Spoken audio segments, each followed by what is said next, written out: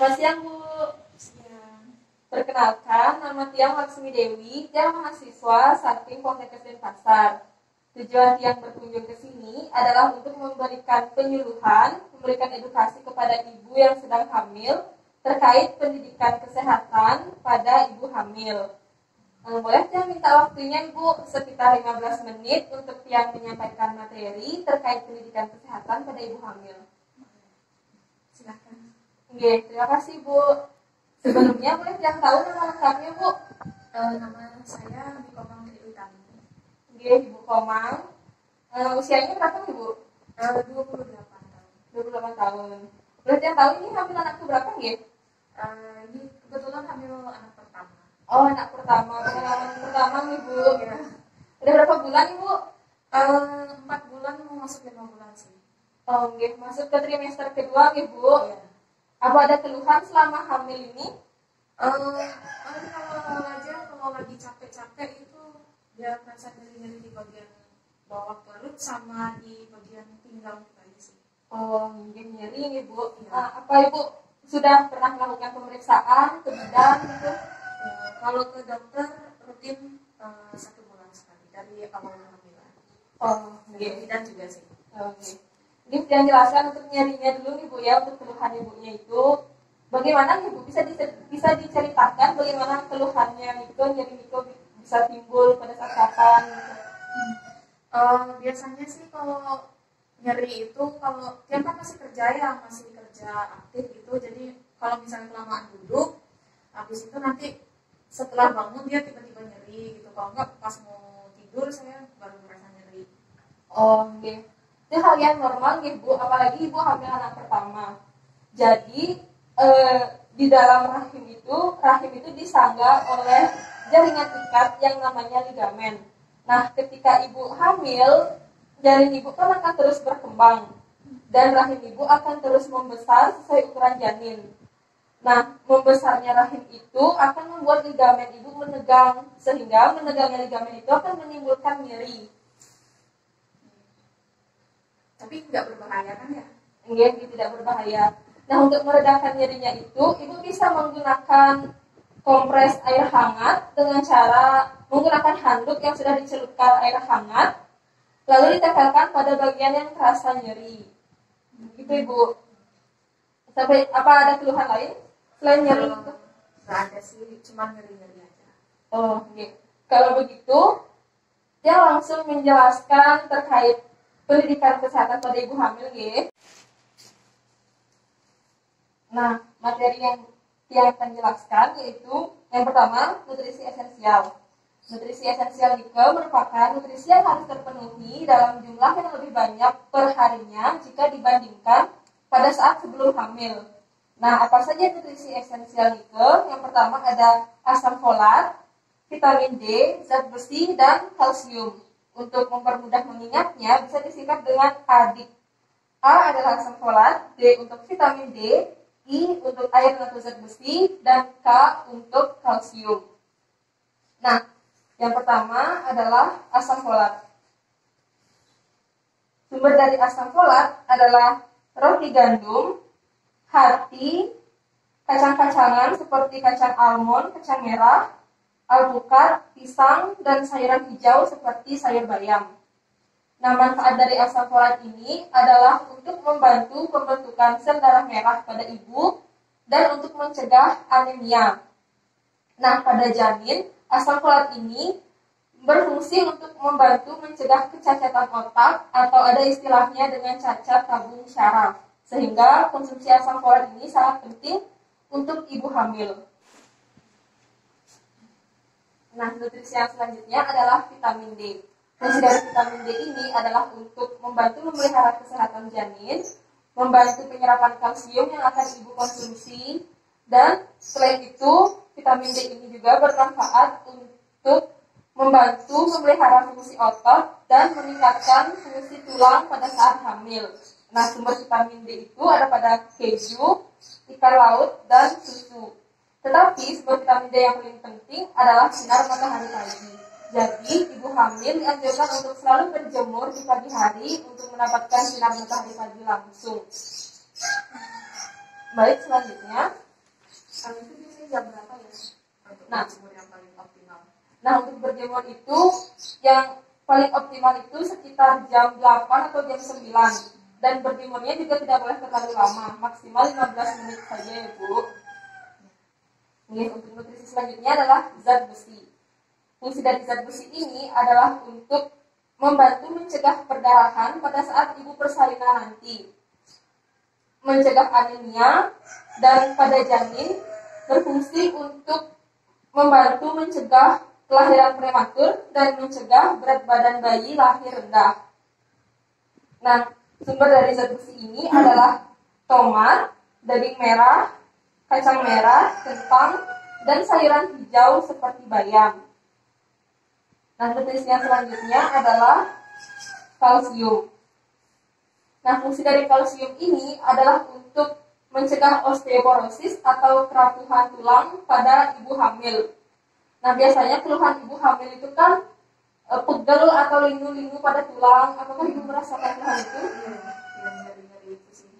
Nah, untuk mengurangi keluhannya itu, ibu dianjurkan untuk mengonsumsi banyak kalsium.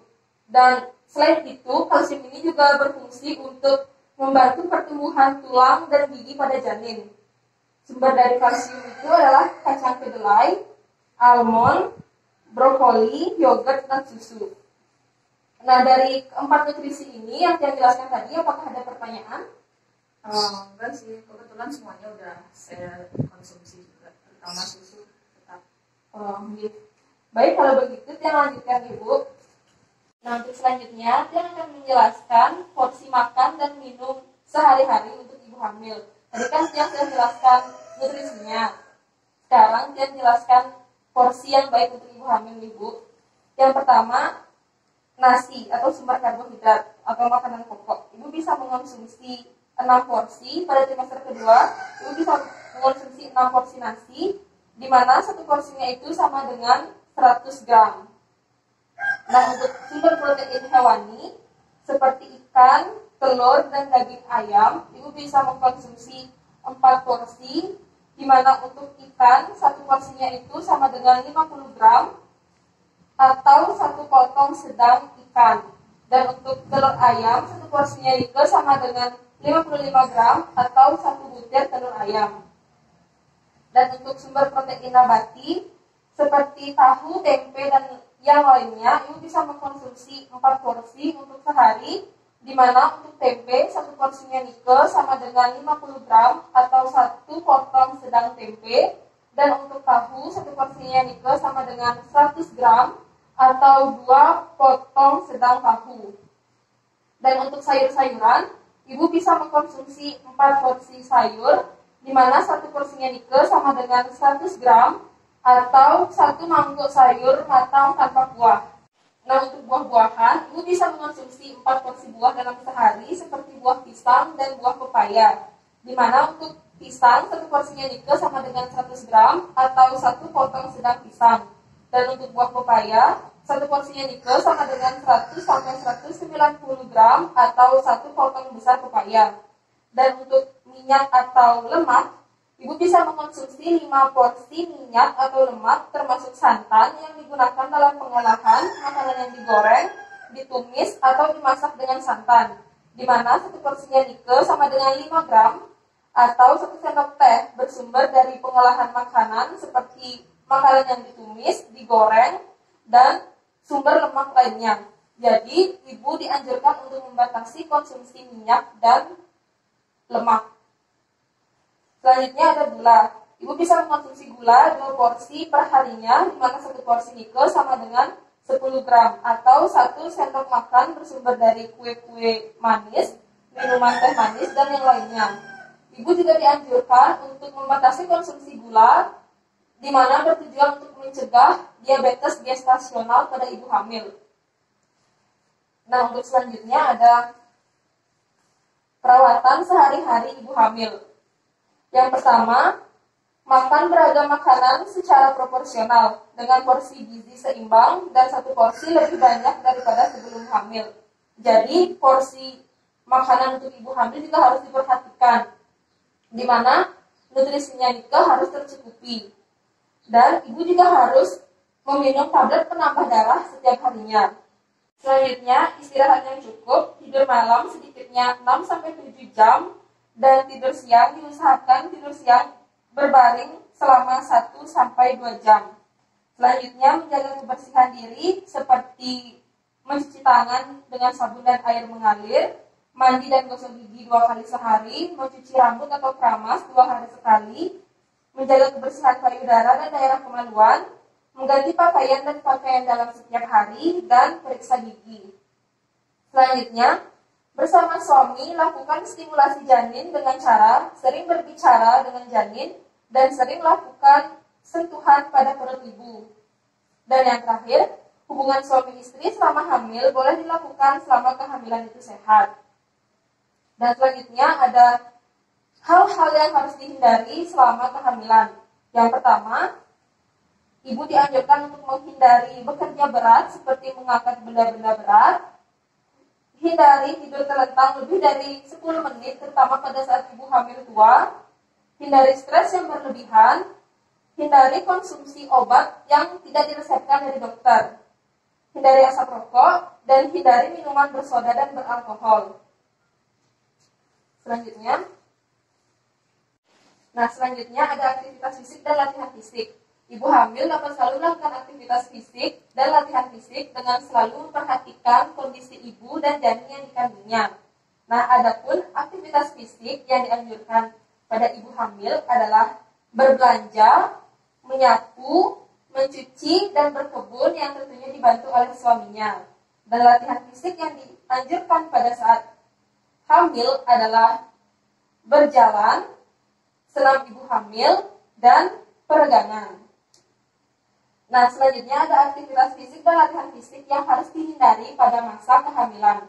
Yang pertama, ada membungkuk tanpa berpegangan, jongkok lebih dari 90 derajat, mengejan, menahan nafas, melompat, resiko keseimbangan seperti menggayuh sepeda, tengadahkan kepala, dan adu fisik.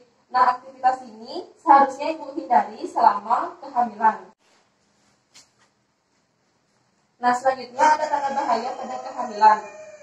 Nah, ada tanda bahaya pada kehamilan antara lain yang pertama, muntah terus-menerus dan tidak mau makan, demam tinggi, bengkak pada kaki, tangan, dan wajah yang disertai kejang, perdarahan pada hamil muda dan hamil tua, air ketuban keluar sebelum waktunya, dan janin dirasakan kurang bergerak dibandingkan sebelumnya. Nah, apabila ibu merasakan hal-hal seperti ini, ibu diharapkan untuk segera berkonsultasi ke bidan atau periksakan diri ke pelayanan kesehatan terdekat. Nah, selanjutnya ada pun masalah lain pada masa kehamilan.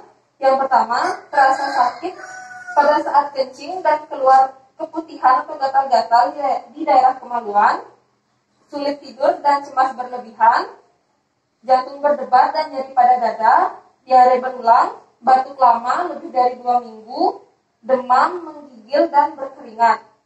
Nah, apabila ibu merasakan hal-hal ini, ibu harus segera berkonsultasi ke bidan atau ke dokter spesialis kandungan atau bisa langsung ke pelayanan kesehatan terdekat. Nah, sebelumnya apakah ibu pernah merasakan hal-hal yang saya sebutkan ini? Tidak pernah sih, semoga aja tidak pernah. Nah, baik ibu. Nah, apabila ibu merasakan salah satu saja dari hal-hal yang saya sebutkan ini, ibu harus segera berkonsultasi ke bidan atau ke dokter spesialis kandungan atau segera memeriksakan diri ke pelayanan kesehatan terdekat. Nah, yang terakhir ada persiapan melahirkan atau bersalin. Nah, yang perlu ibu persiapkan adalah yang pertama, tanyakan kepada bidan dan dokter tanggal perkiraan bersalin. Suami dan keluarga mendampingi ibu saat pemeriksaan kehamilan. Selanjutnya ada siapkan lebih dari 1 kantong darah yang sama dan bersedia menjadi pendonor jika diperlukan. Selanjutnya ada persiapkan tabungan atau dana cadangan untuk biaya persalinan dan biaya lainnya.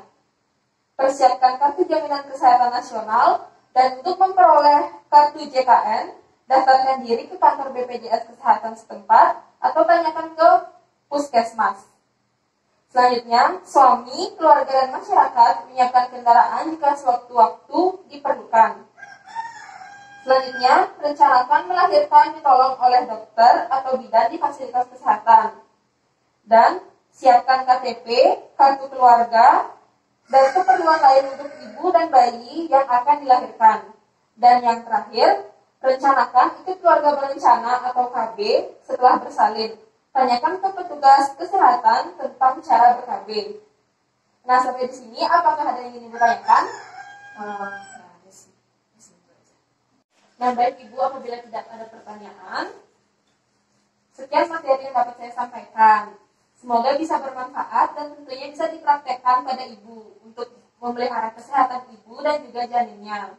Apabila ada masalah lain, Ibu bisa berkonsultasi kepada bidan atau dokter spesialis kandungan atau bisa langsung memeriksakan diri ke pelayanan kesehatan terdekat. Nah, tidak lupa juga saya ingin mengingatkan selalu mematuhi protokol kesehatan, selalu mencuci tangan, menggunakan masker, menghindari kerumunan, dan selalu menjaga jarak agar ibu selalu dalam keadaan sehat dan juga sehat sampai persalinan nanti. Oke, terima kasih waktunya Ibu. Semoga materi yang saya sampaikan bisa bermanfaat Ibu. Mohon maaf apabila ada kesalahan kata. Pamit Ibu. Terima kasih.